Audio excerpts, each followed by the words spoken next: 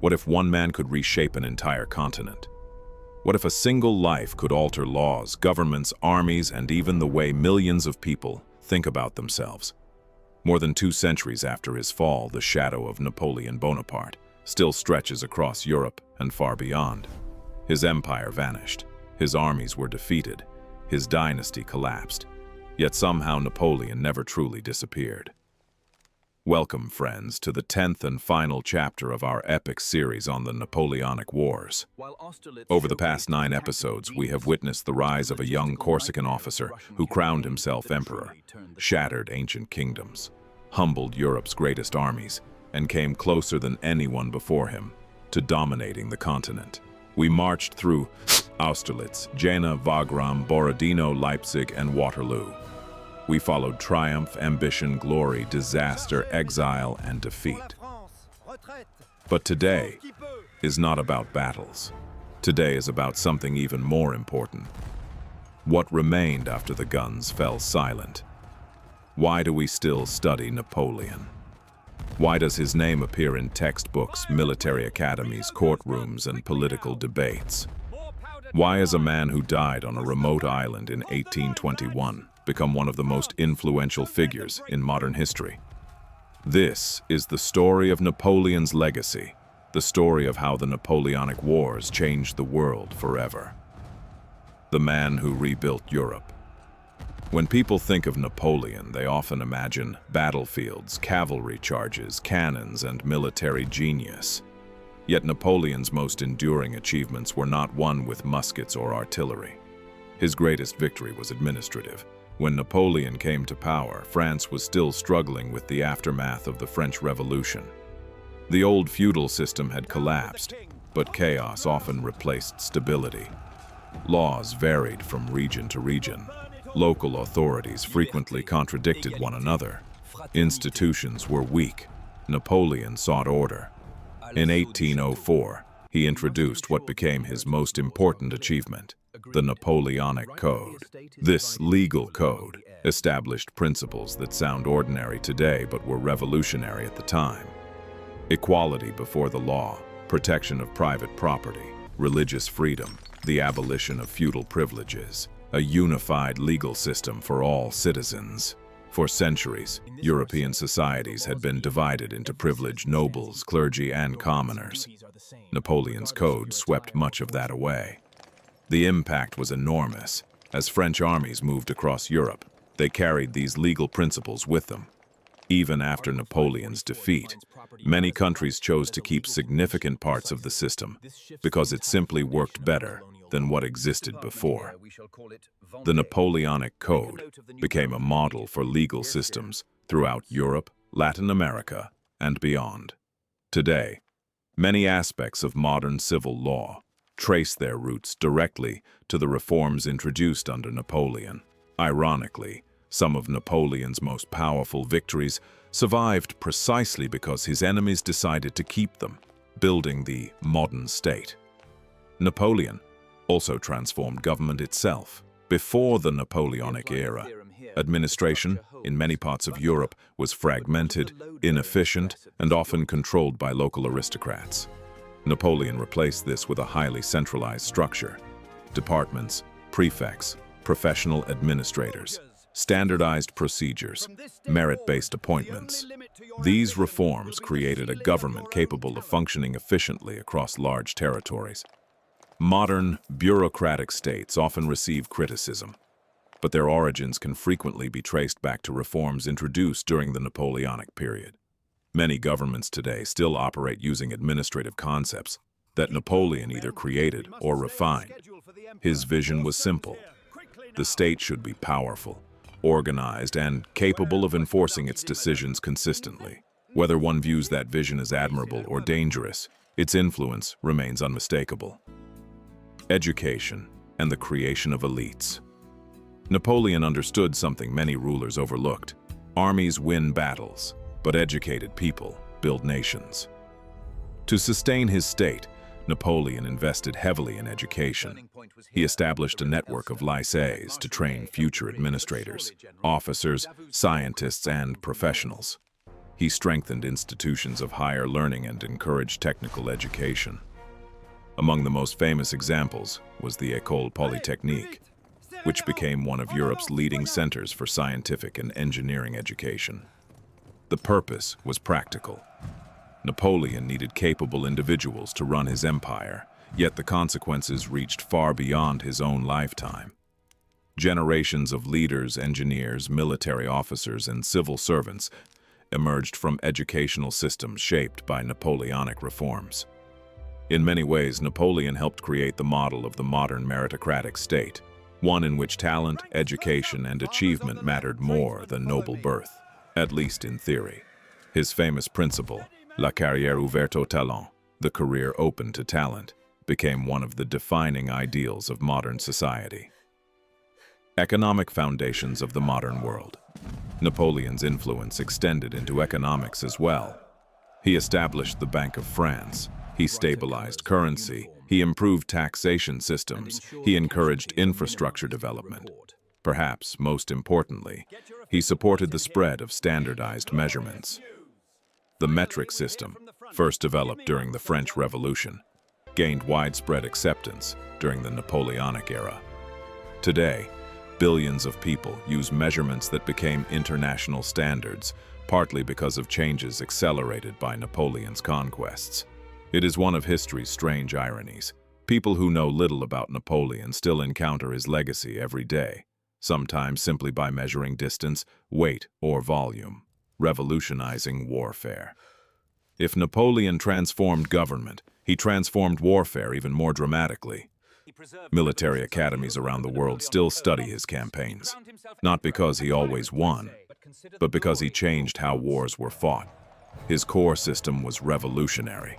Instead of one massive army moving as a single body, Napoleon divided his forces into independent corps, capable of operating separately while supporting one another. This allowed extraordinary speed and flexibility. His armies marched faster, reacted faster, concentrated force faster. His victories at Ulm and Austerlitz remain masterpieces of operational warfare. Napoleon also emphasized mobility, surprise, and decisive concentration of force. He understood that destroying an enemy army was often more important than capturing territory.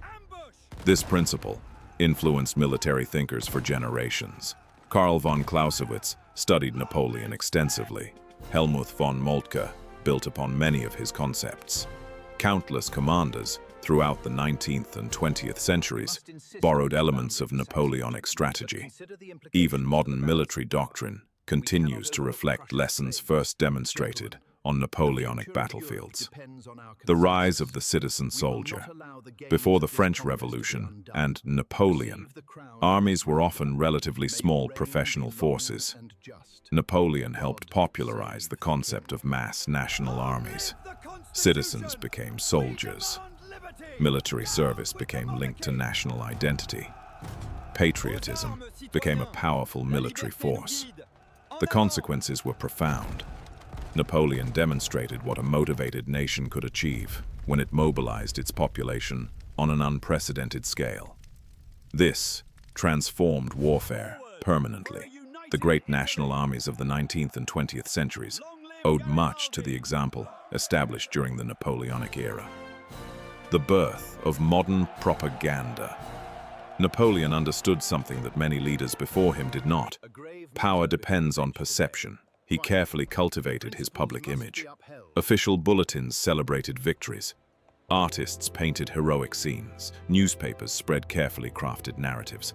Portraits presented him as a modern Caesar, a new Alexander, a savior of France. Some of these stories exaggerated reality. Some ignored failures. Yet they worked. Napoleon became one of the first truly modern political celebrities. He understood the power of media long before radio, television, or the internet existed. His image became almost as powerful as his armies. The making of a legend. Remarkably, Napoleon's legend grew even stronger after his defeat. When he died on St. Helena, on May 5, 1821, many assumed his story was finished. Instead, it was only beginning. Former soldiers remembered him fondly.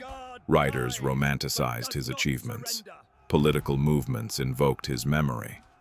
Artists transformed him into a symbol. By the 1830s and 1840s, Napoleon had become something larger than a historical figure. He had become a myth. The return of his remains to Paris in 1840 was one of the most dramatic public ceremonies of the 19th century. Hundreds of thousands lined the route. Crowds gathered to honor the fallen emperor. For many French citizens, Napoleon represented lost glory, national pride, and unrealized dreams. Today, his tomb at Les Invalides remains one of France's most visited historical sites. More than 2 centuries after his rise, people continue to travel from across the world to stand before his resting place. Napoleon in culture. Few historical figures have inspired as much artistic attention. Novelists wrote about him. Poets admired and criticized him. Historians debated him endlessly. Filmmakers returned to his story again and again. From Tolstoy's War and Peace to modern cinema, Napoleon remains one of the most recognizable individuals in human history. Video games, documentaries, television series, and biographies continue to introduce new generations to his life. Why? Because his story contains everything: triumph, ambition, romance, power, disaster, exile, redemption, and, ultimately, tragedy. It is a story that feels almost fictional despite being entirely real. The great paradox: creating nationalism. Perhaps Napoleon's most important unintended consequence was nationalism. He dreamed of empire, but his conquests inspired nations. Wherever French armies marched, local populations began asking difficult questions. Who are we? Why should foreigners rule us? What makes us different? In Germany, resistance to French domination helped stimulate national consciousness. In Italy, Napoleon's restructuring of territories encouraged ideas of unity. In Spain, resistance against occupation became a powerful expression of national identity. In Poland, hopes for independence were revived. Across Europe, nationalism grew stronger. Napoleon sought to dominate Europe. Instead, he helped create the forces that would reshape it long after his defeat. The world after 1815, the statesmen of the Congress of Vienna believed they could restore stability. And in many ways, they succeeded. Europe avoided another continent-wide conflict on the scale of the Napoleonic Wars for decades. Yet they could not erase what had happened. The old world had changed. Feudalism weakened. Liberal ideas spread. National movements expanded. Demands for constitutional government increased. The revolutions of 1820, 1830, and 1848 all emerged from forces strengthened during the Napoleonic era. The unification of Italy and Germany, later in the 19th century, would have been difficult to imagine without the transformations Napoleon set in motion. The empire disappeared. Its consequences did not. Why Napoleon still matters. So why do we still remember him? Why does his story continue to fascinate us more than 200 years later? Perhaps because Napoleon represents one of history's eternal questions. How much can one individual change the world? He rose from relative obscurity. He seized opportunities that others missed. He reshaped nations. He challenged kings. He redrew maps. He inspired devotion and hatred in equal measure. His achievements were extraordinary. His failures were catastrophic. His ambition was limitless. His fall was inevitable. In Napoleon, we see both the heights of human potential and the dangers of unchecked ambition. He reminds us that greatness often carries a terrible price. Final reflections. And so, friends, our journey comes to an end. 10 episodes, more than 2 hours of history. Millions of soldiers, countless lives changed forever. Victories that shook continents, defeats that altered destinies. And at the center of it all, one extraordinary man, Napoleon Bonaparte. Whether you admire him or criticize him, it is impossible to ignore him. His empire vanished, his armies were defeated, his crown was lost. Yet his influence survives in Laws, institutions, military doctrine, education, culture, and the very idea of modern Europe. The Napoleonic Wars ended in 1815, but their legacy never truly ended. It lives on in the nations they shaped, the ideas they spread, and the debates they continue to inspire. Thank you for joining me on this incredible journey through one of the most fascinating periods in human history. Now I want to hear from you. Which moment impressed you the most? Austerlitz, Tilsit, Borodino, Leipzig, Waterloo. Let me know in the comments below. I read every one of them. If you enjoyed this series, please like the video, subscribe to the channel, and share the playlist with anyone who loves history. Thank you for every view, every comment, and every word of support. This has been an unforgettable adventure. And remember, empires rise, empires fall, but history never stops speaking to those willing to listen. Until next time.